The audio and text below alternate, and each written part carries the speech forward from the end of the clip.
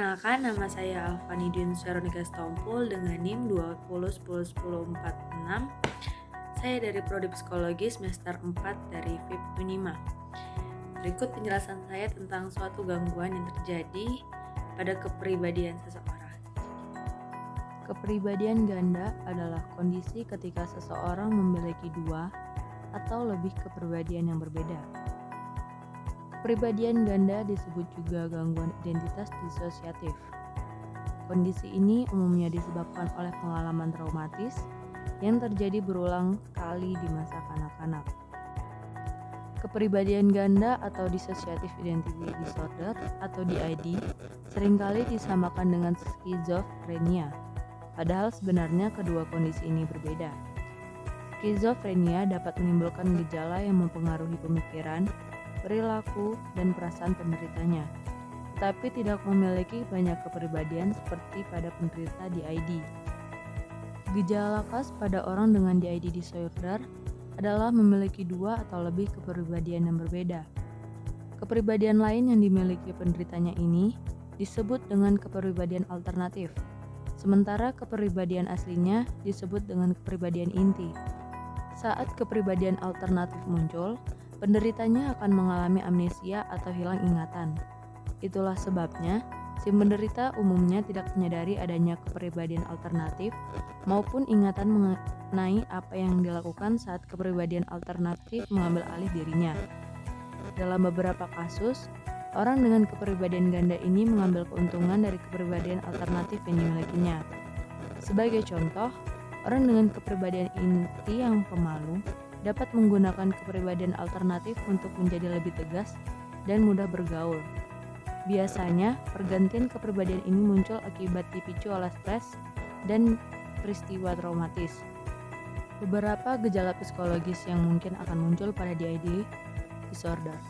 Yang pertama, sakit kepala parah dan mengalami nyeri-nyeri pada tubuh. Yang kedua, derealization, yakini perasaan bahwa lingkungan sekitarnya asing, aneh atau tidak nyata. Yang ketiga, suasana hati mudah berubah atau depresi. Yang keempat, depersonalisasi, yakni merasa jiwanya terlepas dari raganya. Yang kelima, mudah gelisah dan cemas. Yang keenam, amnesia atau merasakan distorsi waktu. Yang ketujuh, gangguan tidur.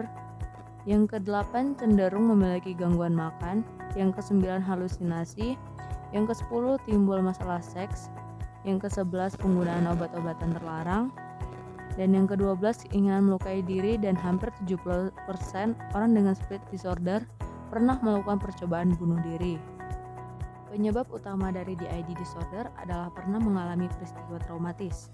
Sekitar 90% orang dengan kondisi ini pernah memiliki riwayat kekerasan seksual maupun emosional parah. Peristiwa traumatis juga bisa terkait dengan kecelakaan, bencana alam seperti gempa bumi, tsunami, tanah longsor, atau perang. Memiliki kepribadian ganda sering dianggap sebagai mekanisme perlindungan diri pada seseorang dari situasi yang membuatnya stres, tertekan, dan trauma. Dengan begitu, orang yang memiliki kepribadian alternatif bisa melawan rasa sakit fisik atau emosional yang timbul akibat pengalaman yang menyakitkan. Pengobatan DID disorder adalah untuk meredakan gejala, memastikan keselamatan pasien dan orang di sekitarnya, serta menghubungkan kembali kepribadian yang berbeda menjadi satu identitas yang terintegrasi dan berfungsi dengan baik. Pengobatan juga bertujuan untuk membantu pasien multiple personality disorder memproses kembali ingatan yang menyakitkan, sehingga bisa membantu mengembangkan keterampilan untuk mengatasi hal tersebut. Pendekatan pengobatan terbaik tergantung pada individu saat pemicu yang dapat diidentifikasi dan tingkat keparahan gejala. Berikut ini berbagai pengobatan untuk mengatasi kepribadian ganda. Yang pertama, terapi perilaku kognitif dilakukan untuk mengubah pola pikir, perasaan, perilaku menjadi lebih baik dan kembali berfungsi normal. Yang kedua, eye movement designation dan repressing atau MRD adalah teknik pengobatan untuk mengatasi mimpi buruk terus-menerus dan kilas balik pada peristiwa traumatis. Yang ketiga, terapi perilaku dialektik atau DIBT. Jenis psikoterapi ini dilakukan untuk orang dengan gejala split disorder yang parah, terutama pada mereka yang mengalami pelecehan seksual. Dan yang keempat, penggunaan obat. Tidak ada obat untuk mengobati sendiri gangguan disosiatif, namun orang dengan kondisi ini, terutama yang berkaitan dengan depresi atau gangguan kecemasan, dapat diresepkan obat antidepresan atau obat anti cemas. Demikian penjelasan yang saya berikan. Jika masih ada yang kurang atau kata yang salah, saya mohon maaf.